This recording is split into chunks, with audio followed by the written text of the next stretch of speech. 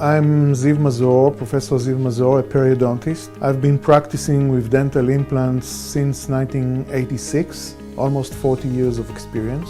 I've been using AB products and implants in the last couple of years with great success, and especially I've been starting to use the HydrOsseo's equipment to make the implants polarized and bring forward the acceleration of osseointegration. The advantages of using the HydrOsseo's equipment is by making the implants much more hydrophilic. And since we would like the patient's own blood to creep up the implant surface, I think that using this type of instrumentation would definitely increase the amount of osseointegration. Another advantage is that the patients which are being exposed to the activation of the implant are very much impressed due to the new technology